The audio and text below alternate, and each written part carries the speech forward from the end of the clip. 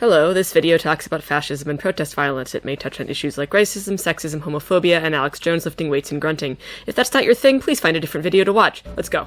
Hi, I'm Gloria Yeager, and welcome to Aerobic Self-Defense. It saves your...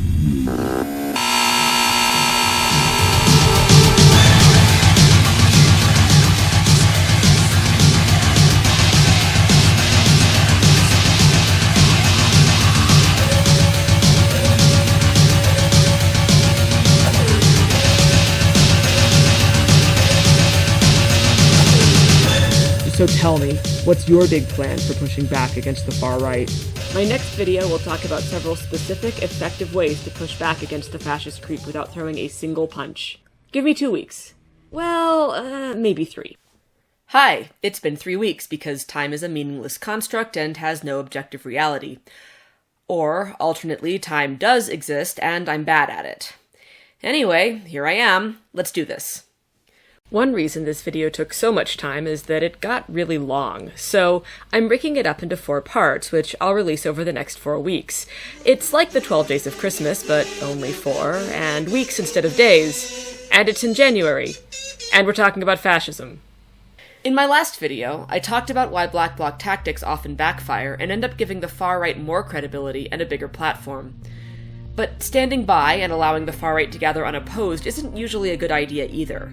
When counter-protesters don't oppose these protests, the far-right sometimes starts threatening passersby and vulnerable community members. Big content warning for misogyny here. You sissy men are wearing the skirts nowadays and high heels and tight jeans, and the women are wearing the sweats, the baggy clothes, and the tennis shoes while the men are wearing the high heels. Yeah, you clap for it. God hates that. That's what you need to fear. The Bible says to fear the one who has the power to destroy both your body and your little sorry soul in hell. But once God brings calamity on you, once God curses you with cancer, you're going to be crying out like a little toddler. You're going to be crying like a little baby when God curses you with breast cancer. Antifa didn't show up to this protest. That's a coffee shop. I bet 0 of those people thought they'd have a stranger wish cancer on them when they decided to grab a latte on a Saturday morning. But even if the far-right group in question doesn't cause trouble for community members, and some do not, it's still usually a good idea to oppose them in some way. When people see these groups marching unopposed, the message is that the community at large considers far-right views acceptable and within the normal range of discourse. This can help shift the Overton window, the range of ideas considered acceptable to the general public, to include far-right ideas. We've already seen way too much of this in the past few years. Remember when blatantly white nationalist talking points weren't propagated by senior presidential advisors?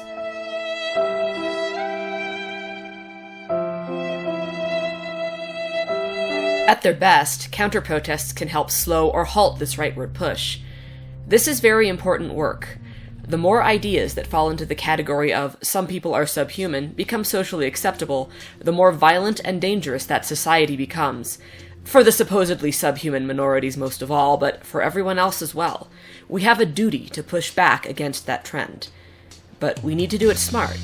We need to do it the right way. A couple caveats before we get started. 1. These tactics are based on my observations of Patriot Prayer, affiliated groups, and the Proud Boys in Portland. I'd like to think they have wider applicability, but, maybe not. I think they're worth a try. 2. Not every tactic I'm about to suggest is right for everyone, and no one should attempt to do all these tactics. Stay safe, take care of yourself, and work within your talents and limitations. 3. These tactics cannot eliminate fascist ideology, any more than black bloc tactics can stop fascism. Counter-protest can slow or in rare cases halt its progress, but it cannot eradicate fascism or gain ideological ground. These tactics are defensive. I'll talk about offense in video 4. Part 6. General Principles. The successful counter-protest should strive to accomplish 3 general goals. 1. Win the information war. The most important thing to remember is... take it away, Alex. From the front lines of the InfoWars. From the front lines of the information war. From the front lines of the information war. This is the InfoWars. This is, to my knowledge, the only correct conclusion Alex Jones has ever reached. But he's right about this in the way that only a stopped clock can ever be 100% accurate. One more time with feeling, Alex. Because there's a war on for your mind. Never change. Alex Jones is successful in large part because he understands the kind of conflict we're in. This isn't a turf war, it's a battle for the narrative. The object isn't to defeat the far right in the street or even to convince the far right they're wrong. The far right isn't your audience. For the most part, they can no longer be reached. Your audience is always the people watching at home. It's the public, and the objective of anti-fascist counter-protest should be to convince that public of the danger of far-right ideas and perhaps make them wonder if the leftist perspective is better. Anti-fascist circles tend to vastly overestimate how obvious the true nature of these groups is to the public. Those of us who immerse ourselves in this world didn't need Richard Spencer's recent Ubermensch rant to tell us that he's a Nazi, and we didn't need Stephen Miller's emails to tell us that he's a white nationalist. But the public did need these things. They think of Nazi as a schoolyard insult or a Hollywood villain. They think we're hysterical and exaggerating the fascist threat. And they think these things in large part because the far right is winning the information war. If we want broader support, and we need broader support, we have to expose the public to the truth in an easy-to-digest, obvious, and attention-grabbing way. We have to convince people that we're right. We have to win the information war. 2. Make it boring.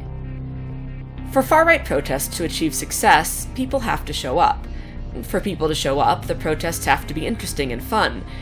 And this is an area where the left has a huge advantage. Left-wing protests are often pretty fun.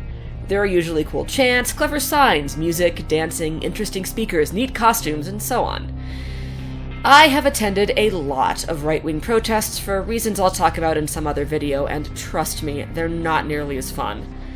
The right cannot chant, their signs are usually more angry than clever, and their speakers consist mostly of people like themselves saying things they already know in boring and uncharismatic ways. No one wants to give up their free time to stand around waving a flag or listening to 10 variations of the same shitty speech for hours at a time. It sucks. A lot of people go to these protests, mostly because they want to yell at or fight Antifa, and when they can't do that, it's very disappointing for them. Just ask this guy, moments after he realized there wouldn't be massive street violence at Portland's August 17th, 2019 rally. I can't really hear the speaker. Did they say anything about cutting the event earlier or not? I haven't heard shit. I'm also... I hope they go back. Yeah. Man, it is a pretty good troll, I'll give him that. We'll see. A lot of people spend a lot to get out here. Yeah. Sacrifice. It seems a little anticlimactic. That guy is never paying for an airline ticket to go to a rally again. He may never go to any rally again. He's been sidelined by boredom. And this happens all the time. Here's a graph of Facebook responses to Patriot Prayer events between 2017 and 2019. The red dots indicate protest violence. When violence doesn't happen, interest falls off. The one exception, that last event after the huge August 2018 rally, was less because A, it was a flash march with less than 48 hours notice, and also the August 2018 rally, while violent, was a lot less violent than people predicted.